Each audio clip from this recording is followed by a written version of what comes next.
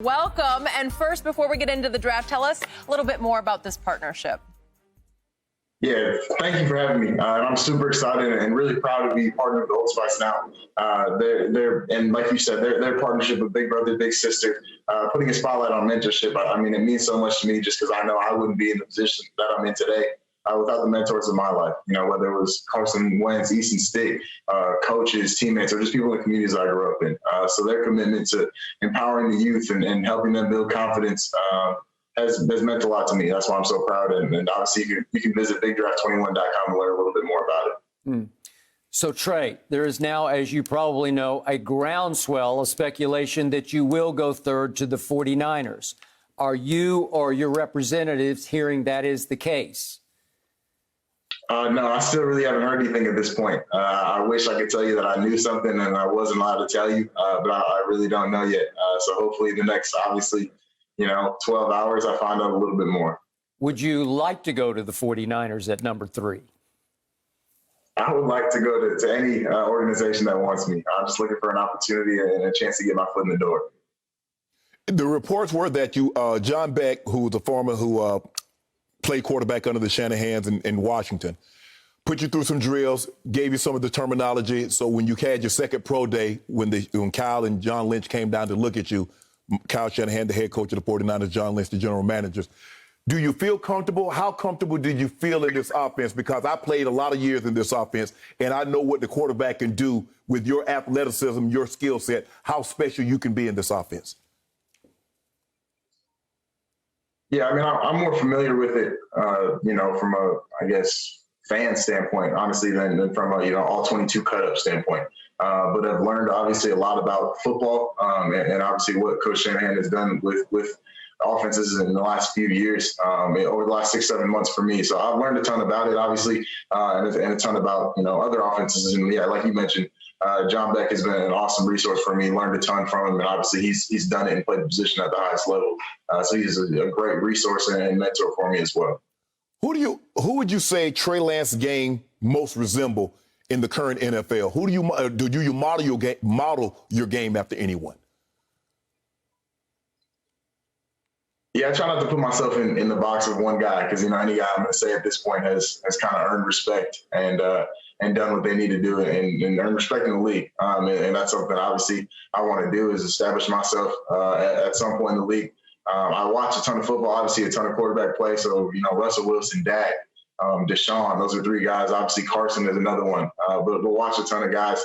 And I kind of leave it to you guys to kind of put me in that box, whatever you guys want to say as far as comparisons go. So, Trey, what I love the most about you is your chip on your shoulder. You obviously grew up in the small town of Marshall, Minnesota, a town about 15,000, maybe 150 or so miles west of Minneapolis. And I know you grew up wanting to play quarterback for the University of Minnesota. You went to a recruiting function in February, I think it was 2017. And what happened? Why didn't they want you to play quarterback at Minnesota? So, yeah, that was right after the coaching change at the University of Minnesota. And they were really honest with me. And I tell everyone that I'm super thankful just that they were honest and upfront about them not seeing me as a fit to play quarterback at the University of Minnesota. They wanted me, obviously, to play a different position. For me, I knew I was a quarterback at that point. So it's kind of a thank you, but no thank you situation. But like I said, was just thankful for the honesty and the bluntness of the conversation. And how driven are you because of that? Yeah, it was definitely, like I said, a chip on my shoulder. And I think that's one thing that's special about North Dakota State is it's a school and a team full of guys that had the same situation, teams that they grew up, their dream schools didn't want them. So I think that's one thing that is unique about North Dakota State for sure. Trey, this draft process that you're going through right now, what teams try to do, they pick you apart and tell you all the reasons why you shouldn't be drafted, where you're going to be drafted. What is one of the biggest misconceptions that you've heard about Trey Lance? Not necessarily misconception because I had played 17 games. I'm 20 years old, things like that. But for me, those are things that I can't control. So I don't really worry about them and those concerns that people have. For me, this whole draft process and meetings and everything like that has just been about showing people and showing teams exactly who I am and what I'm about. That's the most important thing to me. I want teams to know exactly, what they're getting when they draft me. Are you the best quarterback in this draft? Yeah, I believe so. And I'm sure that every single other quarterback in this draft will tell you the same thing. But I also know that this draft class is really special. And I hope for the best for all those guys. And obviously, I've gotten to know some of them through the last 6-7 months. But yeah, I think this draft class, not only at quarterback, but overall is going to be really, really special. And where did your drive to become a film junkie start? Because I've read that even in your redshirt freshman year at North Dakota State, you were studying and breaking down NFL game tape. Has that been with you since high school? Yeah, I think my dad kind of instilled that in me. Yeah. He's the same way, just a film junkie as far as, anything goes. And for me, it was just wanting to learn as much as I possibly could, as much about football, as I possibly could. So I definitely did that, I think, over my time at North Dakota State and even going back, a few years before that. But yeah, I think my dad was the one that instilled it in me, and it's one thing that I'm definitely thankful for now. And by the way, your dad played cornerback in the Canadian Football League, and then he played for the London Monarchs in the World League. So he was a big football influence on you, I guess, early on, right? Yeah, absolutely. He taught me, everything I know about just being a competitor. Trey, you've only thrown 318 passes. You mentioned you've started 17 games.